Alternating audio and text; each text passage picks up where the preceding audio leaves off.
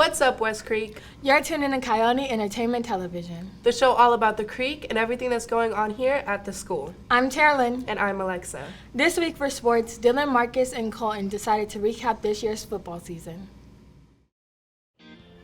What were the positives and negatives that came out of this season?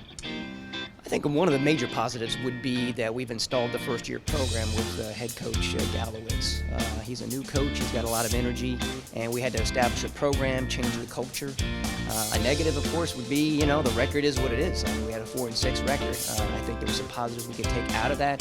Most of those games were very close, but I would definitely say that the arrow is trending up. What were the positives and negatives that came out of this season? Well, I think I would rather focus on the positive things. I think this year the major positive things was us trying to rebuild the culture. There was a long-standing coaching staff before Coach Galowitz coming in, Coach Smith, Coach Delomo, a couple of guys, a lot of new faces on the staff. I think, what we really want to do was start to rebuild the culture so that we can get rid of that losing mentality and really start focusing on the potential and the talent and working towards a winning mentality. I think that's the biggest difference. All right. How did this season affect West Creek football as a whole?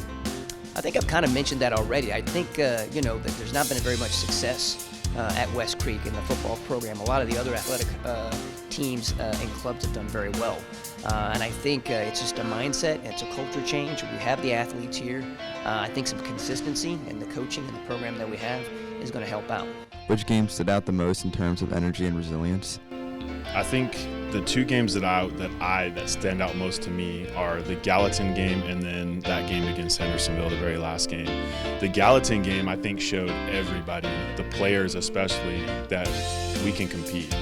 I think a lot of people predicted that Gallatin was gonna beat us pretty badly. When we went in there and we showed them that we're here to compete, and then obviously the Hendersonville game, the very last one where that was our first 6A victory. And so those two games I think stand out the most to me. And last question, what is something to look forward to for next season? I think a strong off-season is going to show even more. It's just going to continue to build on what Coach Galowitz and the coaching staff has been trying to build on this year. So a full off-season, a full strength and conditioning program, guys coming back, returning with the same mentality. I think these guys are going to be something to look forward to next year. Awesome. Well, thank you, Coach. Which game stood out most in terms of energy and resilience? One of the things I want to say that is positive is that, we did a great job in our games of staying close, even the games we lost. So one of the things I think was a changing point would be the Hendersonville game. That's a district game, the first District 6A game that we've won in school history. It was senior night, so that was nice to get our seniors a big win, and I think that shows the trajectory we're doing. Another game that was very, very close was the Rossview game. We lost by 3 points, and that could have gotten us into the playoffs if we had won that one. And the Clarksville game, I know the score doesn't reflect it, but we were tied 14-14 with 10 minutes left before a couple long touchdowns occurred. So I definitely think they got the program going really, really well. All right, and last question, what is something to look forward to for next season? Well, I mentioned there was 22 seniors leaving. That's a lot, right? And I do think that normally that would hurt a program. However, in our case, we've got a lot of good juniors that we've been building around. I know when we did Whites Creek, we got some of those juniors some good playing time, and some of them were already starters. So I think the biggest emphasis would be the weight room. We got to get stronger, so these bigger established programs that do a lot of weight training don't beat us in the fourth quarter.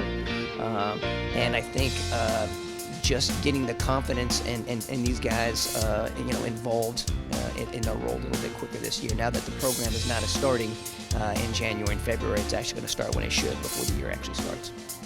Awesome. Wow, they sure know how to defend and receive. They sure do, Taralyn. This week, we say goodbye to one of our original Coyotes, Coach Steckel. He's been in the building ever since it opened, but now he's pursuing the next step in his career as an assistant principal. Karlee, Tyler, and Kaleb sat down with Coach Steckel for his last interview as a Coyote. Since Coach Steckel is leaving West Creek, we thought it would be appropriate to highlight his time here. Coach Steckel. I am Coach Steckel. Coach Steckel has been at West Creek since the beginning, but how long has he been a teacher for? This is my 22nd year as being a teacher. West Creek has had Coach Steckel here since day one, so here he is describing how it's been. I have seen a lot of changes. I've gone from chalkboards to dry erase boards to computers, overhead projectors, VCRs to YouTube. So in those 22 years, there's been a huge technological change in education. Because he's been a teacher for this long, we wanted to know how his experience has been. My time here at West Creek has been amazing. Could not have asked for a better school to work at. Do you have a favorite memory being here? Favorite memory?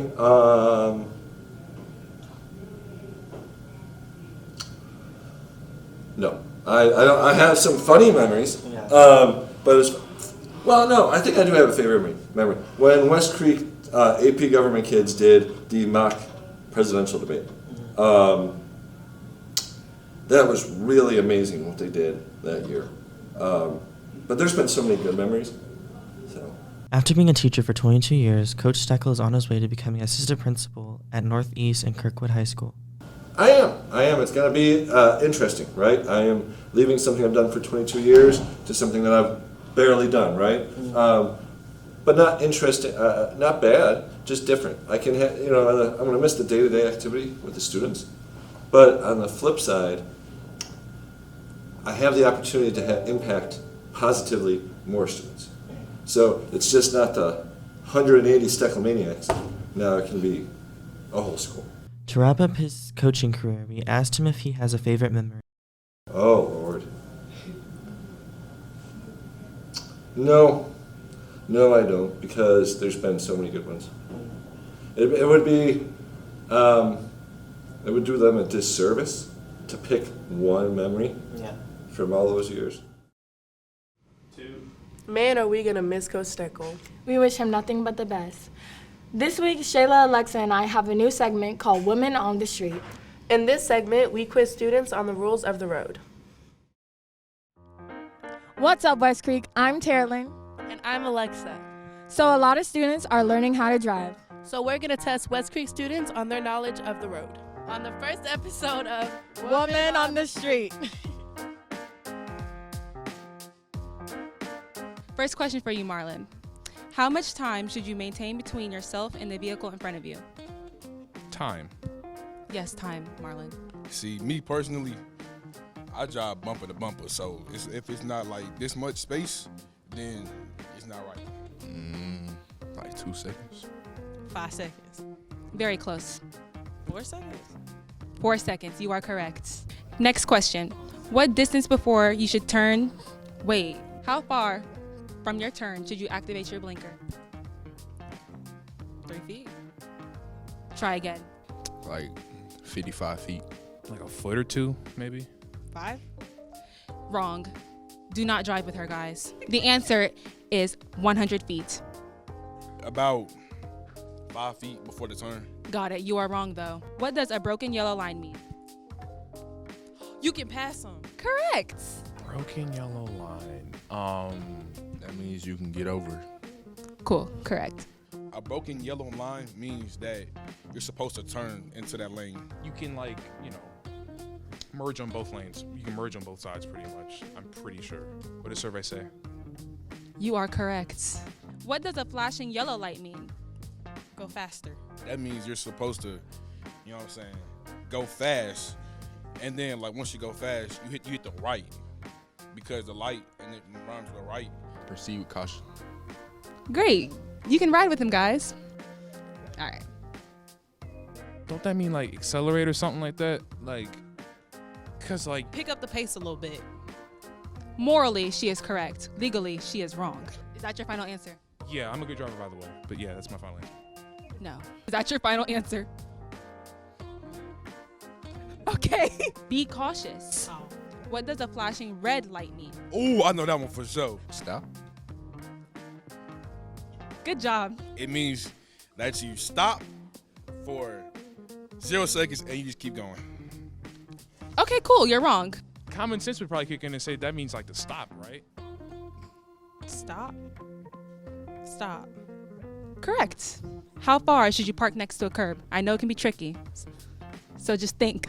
Ooh, how far do I park from the curb? Well, I mean, I hit the curbs. I don't really, you know what I'm saying?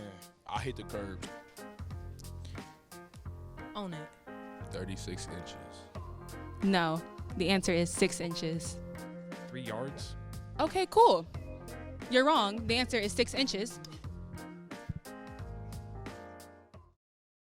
That's all we have for this week. Tune in each week during CCRP to catch all the awesome sports, clubs, and people that West Creek has to offer. This is Taralyn and Alexa signing off for the week. We are West Creek. Oh!